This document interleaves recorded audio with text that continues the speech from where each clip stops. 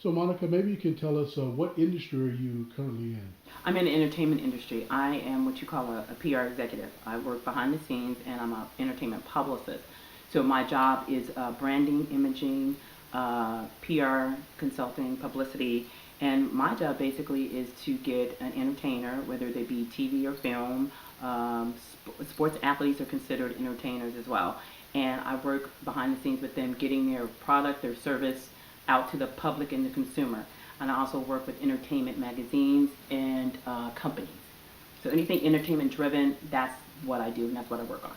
Excellent. Sounds very interesting. Now, tell us, how did you get into this business? I mean, did you kind of wake up one morning and say, I want to be a publicist? No, I didn't. Actually, it was really funny. I kind of fell into this line of work. My whole goal, and I went to school to be an attorney. I started off, I went to City College. I have a paralegal certificate, and I was going to go to school, I was going to do the whole legal law route. And once I started, because before I got into this business, I was actually a paralegal. And I was in my early 20s, and I really I wasn't liking the job. I liked the law, but I didn't like the job. So one of my really good friends worked at a record label, and she said you would be really good at this job because it's a people job. And when you're an attorney, what a lot of people don't realize, you work by yourself 90% of the time, and I don't have the personality where I'm by myself all of the time. And so she said you'd be really good at this. Why don't you come? I can get you an interview. So I'm like, okay, but I didn't say it at first. It took me almost 6 months to actually say, okay, let's do it. And then one morning, like I did, I woke up and I go, you know what? I think it's time because I was young enough to change my careers and still be good because I was in my early 20s. So I said, okay.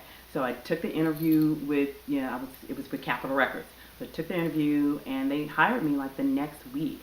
So it was a pay cut because I was making really nice money as a paralegal. So then I go from being a paralegal to being really one step above an intern. I was like writing my own timesheets and I had to walk it over to accounting to get my money. So I did that, and once I was there at Capitol, I realized there was so many other jobs. There was promotions, there was sales, there was marketing, and then there was publicity. And at that time, I wasn't really sure if I wanted to do publicity, but I was in the A&R department, and I was in A&R administration, which is the business affairs of, and it pays all the bills. I knew I didn't want to do A&R because that's, in my opinion, that's just a late night, and I'm not that type of person, so I didn't want to be at late nights. I didn't want to do that. I didn't want to do promotions because that's a male-dominated field, and I didn't have time. So I didn't want to do that, and then I stayed there. I even stayed there even though I knew I wanted to do publicity I wanted at that time, but it wasn't any openings. So what I did was I stayed there for like I was there a good 3 years. And then the company is so big, they had another office that was opening and was another record label, which was SBK Records.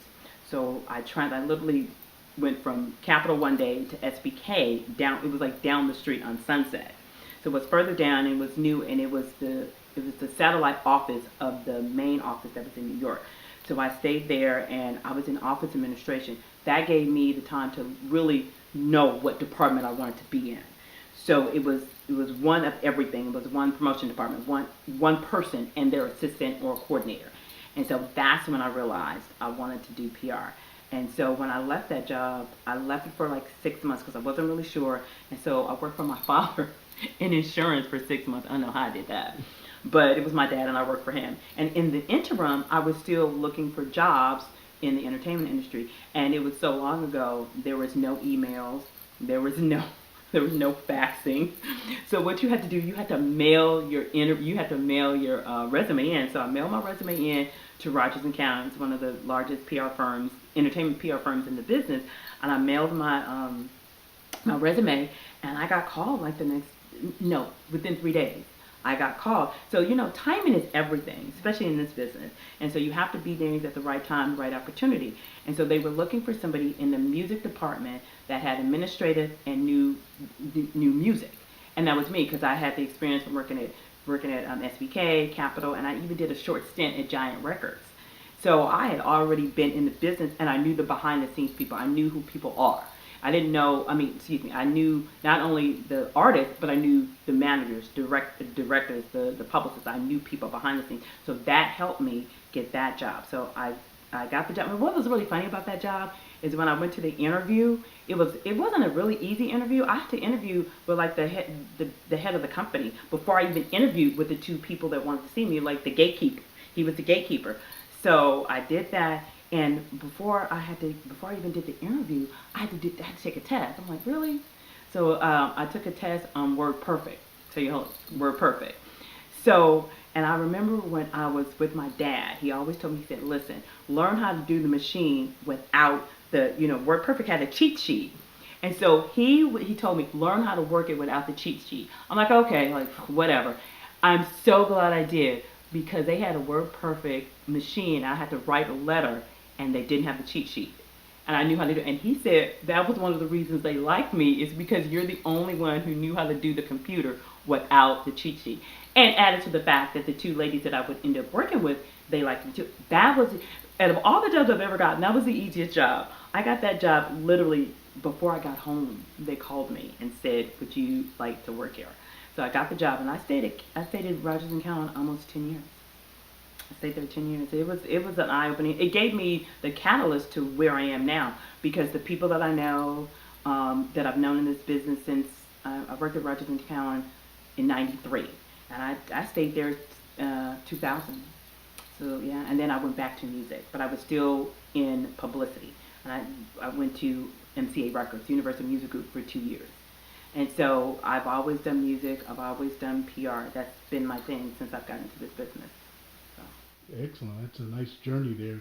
So Yeah. at what point did you decide I want to do my own thing? Because you worked for companies, you were there for a while. It wasn't my idea in the beginning, because I knew that was going to be my ultimate goal, to have my own.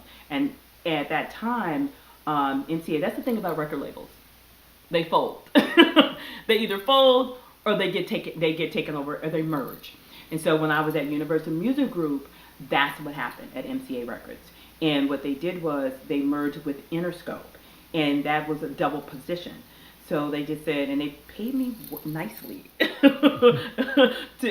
So I left, and I got a really good severance package, and a nice enough severance package. I didn't have to work for 3 years. The money, savings and the money they gave me. So I took that time, and I was going to do like everybody else. I was going to look for another job and not worry about it. But then once I got by myself, one of my girlfriends that worked at Motown said, "Hey Monica, what are you doing?" I said, "Nothing. I just left MCA Records." She said, "Can you work this project for us?" I said, "Sure." Kashif. It was Kashif.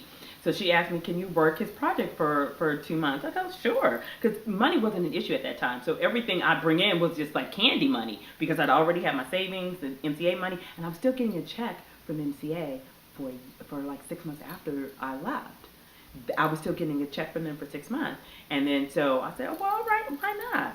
So right after, it was funny. Right after I left MCA, my last day, the next day, my mother, we went out to Office Depot and we got me a desktop.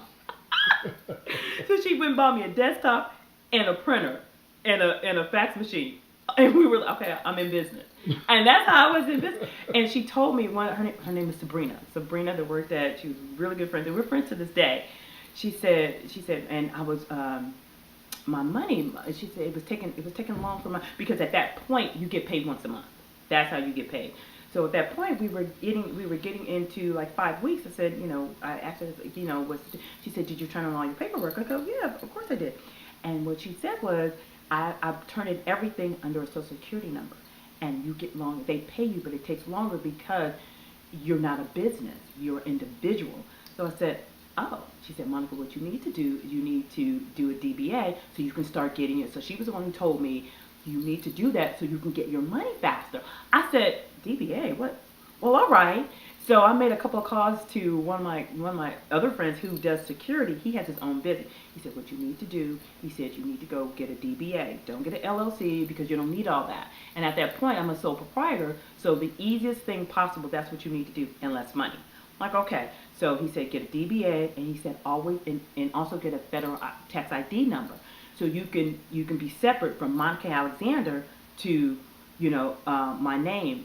And the name that I didn't create, it was one of my mother's friends. And we were like, I need a name. So he helped me create my name.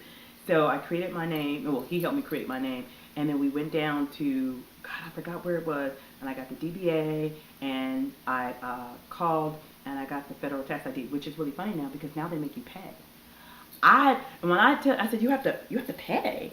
I was like, pay for what? Because I didn't have to pay. Matter of fact, not only did I not pay, they put me on hold and gave me my federal tax ID number like right then and there.